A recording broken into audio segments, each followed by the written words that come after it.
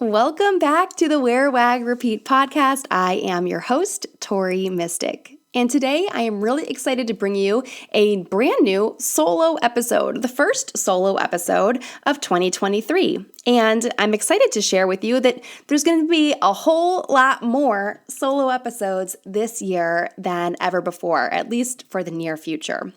I've heard a ton of feedback from you guys in my DMs, email responses when I send out an email about a new episode, and also just in casual conversation. So many people have told me that they love the solo episodes. And so last year, maybe around like November, I started noodling on the idea of doing more solo episodes, and literally that day, like 10 minutes after I was talking to my friend about it, I got a DM from someone saying, "I love your solo episodes." So it really was like a message from the universe that I want to do more of those in 2023. So just to give you a little heads up of my plan, I'm planning on doing one solo episode and then one interview and alternating in the weeks. So you will have 2 solo episodes and 2 interview episodes per month for the months that have 4 weeks. So every other week there will be a new solo episode. I love doing the interviews because I love getting to meet new people and hearing about their different experiences and kind of what made or broke or make or break. I don't know how to say that in past tense, but what kind of makes their business work and what doesn't help their business work. I love learning from other people, but I guess you also love learning from other people, and that other people is me. So it's time for me to share some more of my experience. I have been doing this for quite some time. I've been full-time blogging at Wear, Wag, Repeat for maybe 4 years, but I started the blog about 10 years ago. And then I've been working in social media marketing for like 15 years. I've worked with so many different kinds of brands on so many different projects and campaigns. Some of you also know that I also have worked in commercials, doing acting and modeling. And so that's kind of another side of my life. And I'm excited to kind of roll it all into one with this kind of new venture of the solo episodes for 2023. So I hope you're excited about it. I also want to give a little shout out to a show that has really inspired me to do this and has inspired sort of the format that I'm hoping to emulate for these solo episodes this year, and that is The Law of Attraction Changed My Life. It is hosted by Francesca Amber. If you are at all into manifesting and the law of attraction, but you want someone who's not so like crunchy granola, then you gotta check out Fran. She is British, so I love listening to her voice. And a lot of her solo episodes are just, they come across as very uncut and real and unedited. I'm sure she does some editing, and she also does interviews as well, but her solo episodes, they're just very real, and she shares kind of whatever the lesson or the topic is for that episode, but she also shares a lot about her personal life, and you really feel like you get to know her. It feels like you're sitting in her kitchen having a cup of tea because she's in England. Over here, I'd be having probably like a quad espresso. But it feels like I'm sitting in her kitchen just having a conversation, and I really love that. And so I'm hoping that I can kind of bring a little bit of that to the table here on the Wear, Wag, Repeat podcast. So I promise I will find a way to weave in some of my personal life, but I can't resist really kind of diving into the topic here. So the topic of today's episode is goal setting for 2023, specifically goal setting for the next 90 days. You might view it as the first quarter of 2023 if you like to think of time broken up that way. So a couple of years ago, I hosted, I did this 2 years in a row. I did a workshop called K9 in 90. And that was sort of a play on words of something that I like to do with a mastermind group that I've been in for years, where we call it just 9 in 90. And we would we would plan 9 goals for the next 90 days. And what I loved about it is that they were a mix of personal goals and business goals. Because for a lot of us who are small businesses or solopreneurs, our business is our life. And so it can be really hard, to look at your to-do list and it's all work, work, work, work, work, and you've forgotten to include anything for yourself to kind of like fill your own buckets. And so I, of course, had to do a play on words and make it K9 in 90 so that you could have goals related to your business, but also related to yourself and your dog or your other pets. So before you identify what you want to do for the next 90 days, it is important to kind of look back. And this is something that we did in the K9 in 90 workshop. And you can go back and listen. I have some other episodes about doing an end of year review, and I'll link those up in the show notes for you guys. But what's important about looking back is really taking a look at all that you've accomplished in the last year or in the last 90 days. You can break it up however you'd like. But look and see, what you're proud of, what came easily to you. Maybe consider on the flip side what had a lot of resistance or just you're not satisfied with it, you're not happy with it. You have regrets, perhaps. And it's important to really write down all of those things, the good stuff and the bad stuff. And you can even write down the stuff that's like meh, that you're like, I don't even really feel one way or the other about it. There's a great saying, and I don't know who coined this, but if it's not a hell yeah, it's a no. So I think there's actually a lot of value in including in your list of looking back on last year, including the things that were meh, because they weren't a hell yeah. So maybe you want to kind of leave them in last year and not bring them forward to 2023.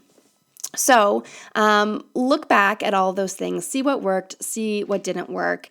And, I like to just make a list, just running a brainstorm, just a running list of everything. I don't, when I first start making the list, I don't split it up into categories of what was good or bad or like not so memorable.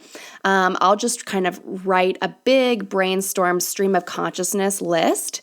And then I'll go back at the end, and I am a very visual person, so I grab a bunch of different fun colored pens or markers, and I'll circle the good stuff in pink and cross out the bad stuff in green or something like that, that makes it really visual so that I can look at my list and be like, yes, these were the things that I really, really want.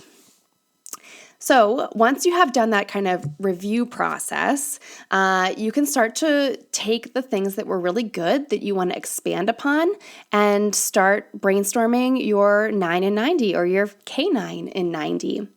And I want to encourage you to really, if your list from last year of everything that you did is all work related, maybe think about what are some personal things that you really wish you had accomplished. Maybe spending time with family members or doing some projects for yourself or cooking more or traveling less. Whatever it is, make sure that you're really painting a full picture of what consumed your time last year, because time, as you know, is something that we can't get back. So we really want to make sure that we're spending our time wisely. Of course, our pets are such great reminders of that because they always live in the moment and they always want every moment to be awesome. Even if they're taking a nap, it's just like the best nap ever, right? So our pets can be great inspiration as we are working on these lists. Now, 90 days from today is April 11th, 2023. So while you are thinking about these goals, consider that we will be going through President's Day, which I don't really celebrate that, but that will be in our rear view mirror. We'll go through Valentine's Day. We'll go through Groundhog's Day. The first day of spring will come and go. Daylight savings time will have started or ended or whatever. You know what I mean. We're going to change the clocks, and the light is going to be with us longer in the day. So that's something to really look forward to, but that's something to consider when you're setting your goals. I love doing 90-day goals. I feel like a month is too short. Sometimes I have to kind of build up the momentum to do what it is that I want to do, and 4 weeks just isn't enough for that. And then I think Planning goals that are just for the entire year, it's really too long of a time period. Personally, I get stuck in that situation where I'm like, oh, I'll do it next month. I'll do that next month, or that can wait, or I don't really feel like doing that today. When you set something that's 90 days, I feel like it is just the perfect length of time to accomplish really doable things. You can also think of your big goal for the entire year and break it down into what you need to accomplish each 90 days to get to that one really big goal. So, to make sure that you do hit your goals for the next 90 days, speaking of kind of breaking it down, you might want to take some of your 90-day goals and break those down into what you need to accomplish to get to that. So, I would recommend picking out each one and thinking of 3 things that you need to accomplish or do or check off your list for each of those things to happen, and then put those 3 things in your calendar. Work backwards. Think, I really want to have this thing done by April 11th. So that means on March 11th, I need to do X. And on February 11th, I need to do Y. And on January 11th, I need to do Z, or whatever it is. So for example, for me, I really want to finish my canine enrichment technician certification. I've been working on this for almost a year. I think I enrolled in it last January or February. So it's perfect timing to finish it now. And so I went through, I really want to finish this in the next 90 days, you guys, if not sooner. So I counted how many modules or how many lessons I have left. I'm actually up to module 5 out of 6 modules. And each module has maybe between 5 and 10 lessons in it. So I counted how many lessons there were. And I'm thinking that I can each lesson is maybe between 5 minutes and 20 minutes. They vary. So I looked at them and broke it down into how many I could watch each day. And my goal was to just watch 1 per day and make it the first thing I do in the morning. That's another really just great sidebar tip, that if you want to do something that requires a lot of consistent effort, make it the first thing that you do every morning. If you can set aside an hour in the morning to do whatever that thing is, by a certain date, you will have accomplished it. So if you want to write a book, if you spent 1 hour every morning writing that book or working on it in some way, eventually you would have a book.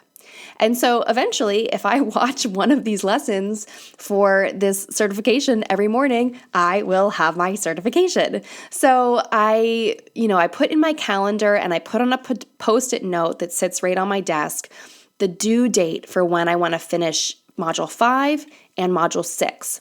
And then after that, there's a little assessment period where I need to submit some videos. So I gave myself 10 days to record and submit those videos, which is generous.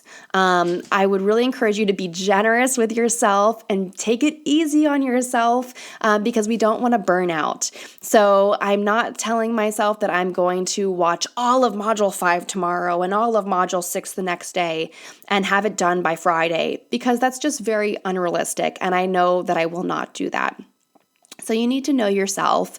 Maybe you can do that. And if you can, I'm very impressed by you. But I know that I cannot. And so I have set very realistic goals. There's a really great acronym called SMART goals. You may have heard of it. I talk about this in Wear, Wag, Repeat Society all the time. It's come up when we had a panel discussion. Cara Carosielli, who has Henry the Small, she was talking about SMART goals. Basically, it stands for specific, measurable, achievable, realistic, and timely. So as you're setting your K9 and 90 goals, you want to make sure that they're very specific, that they're measurable, that they're achievable, so be realistic with it, and that it's also timely, so you can set it on some kind of a time schedule.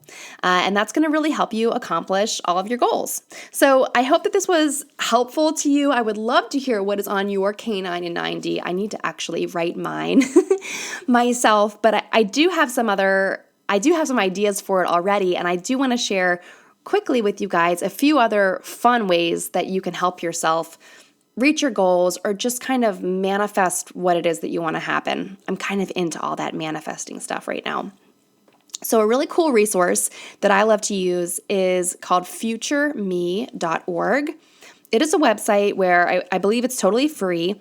You can send yourself a letter, an email, basically, that will be sent to you at a future date. And so I'm sure there's lots of other ways that you could do this. You could probably schedule it in your Gmail somehow or another.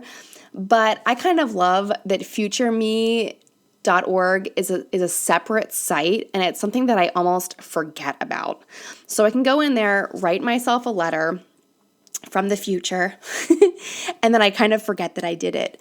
And one day, months from now, I will get an email that says, "Hey, Tori, I'm so proud of you for getting your canine enrichment certification and the workshop that you hosted about it and this and that and the other thing." And I'll be like, "Yeah, Tori, I did do all those things." So it's really kind of, it makes it fun. I love to have fun, as you know, and I think it's a lot easier to do all of this planning and brainstorming if we make it a little bit fun. So check out futureme.org for that. Another fun thing that I love to do, again, I'm a very visual person. I love to make a vision board. So you can turn your 9 in 90 or your K9 in 90 into a vision board, and you can do it super easily using Canva. I would recommend that you use Canva and select a phone wallpaper template so that you can save this as the wallpaper on your phone. You can make it your lock screen or your home screen. But I did this last year, and I cannot even tell you how magical it was. First of all, I loved looking at the images. I sourced really beautiful images from Pinterest and Google. Since this is not being published anywhere, I think that you can just use whatever images you want. If you are old-fashioned and want to have magazines and stuff, you can cut out things and then take a picture and put it in Canva and use that to make your template. Or you can just make the collage on paper and take a picture and make that your wallpaper on your phone. There's really no right or wrong way to do this. I just love that Canva has lots of beautiful templates that I can use. Last year, I used one of those photo grid frames where it was a bunch of different sizes and dimensions, and it was just really beautiful, all these images of like a vibe that I wanted to have for last year.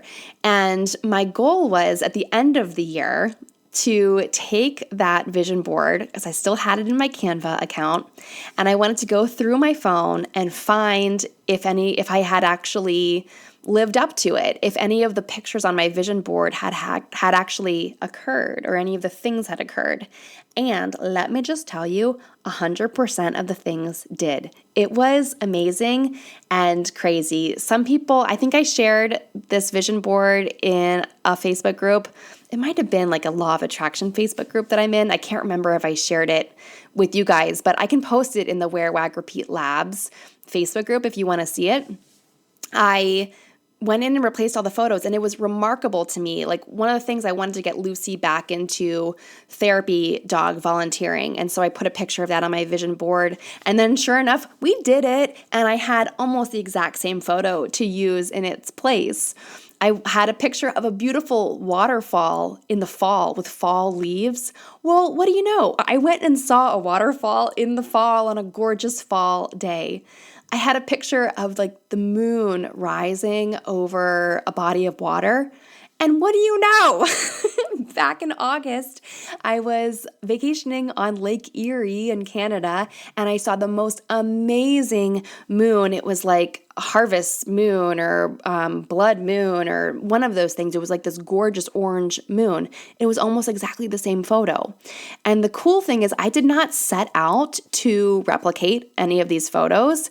It just happened organically because I had been looking at this photo on my phone every single day, 100 times a day for the whole year.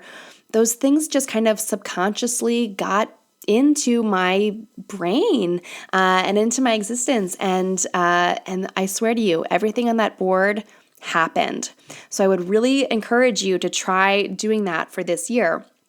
A fun tip that I heard from someone last year, and I'm sorry, I can't remember who it was, but was to put a photo of yourself in the center of your vision board, because it makes it a little bit easier to see yourself achieving all of your goals when you're looking at this image 50 times a day and you're surrounded by all of your dreams.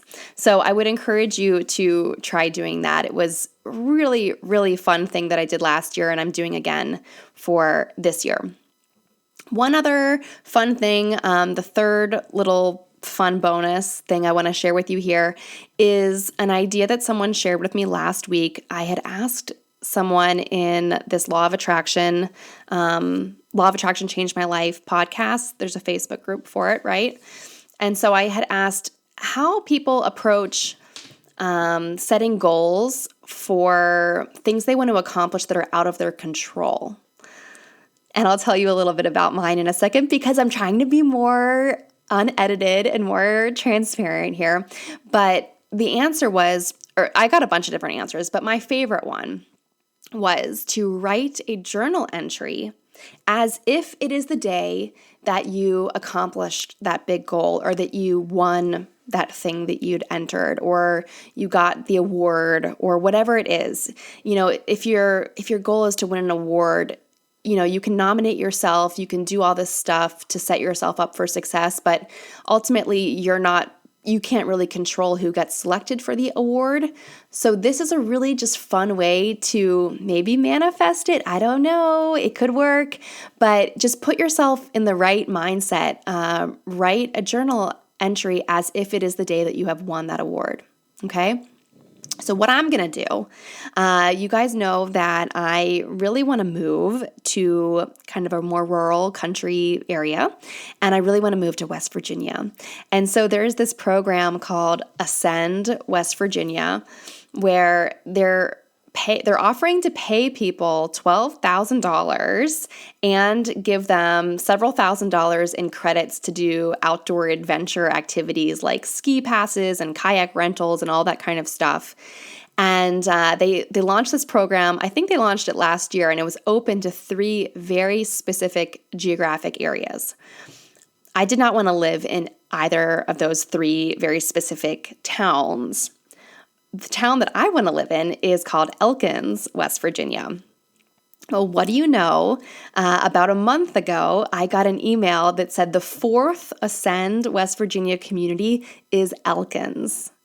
So, of course, I dropped everything that I was doing and I filled out the application, which was quite involved. I had to write several short essays about why I should be selected for this, and I submitted it right then and there, and I'm so excited about it. I got the email that they received it, but I haven't heard anything else since then, and I'm not exactly sure what the timeline is on when they pick people. But I really want to be selected for this because not only do you win financial prizes and credit to do adventures and stuff, but you would be instantly connected to the community of other people who are also part of this program.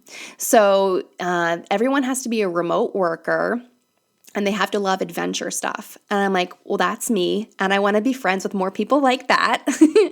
So you would kind of have all these like built-in friends, because I think one of the hardest parts about moving, at least for me, is that I would lose the support I have of my neighbors here where I live now. And my family lives so close to me as well. And I have friends that I meet up with here in Pittsburgh.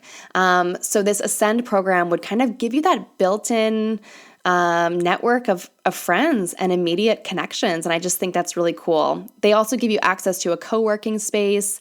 I really want to win this, you guys. And so if you can send me some good vibes, I would appreciate that. It is on my vision board. I'm going to be writing the journal entry. I might send myself a letter on futureme.org. I'm going to do all the things to hopefully make this goal my reality sometime, maybe not the next 90 days, but the next 6 months. So that's what's going on here. And that's the biggest thing that is on my 9 in 90. But I want to hear what is on your 9 and 90. So please reach out to me. Let me know what you think of this episode and this new plan to do way more solo episodes.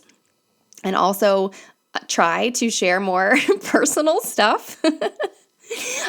How did I do? I think I did all right so far.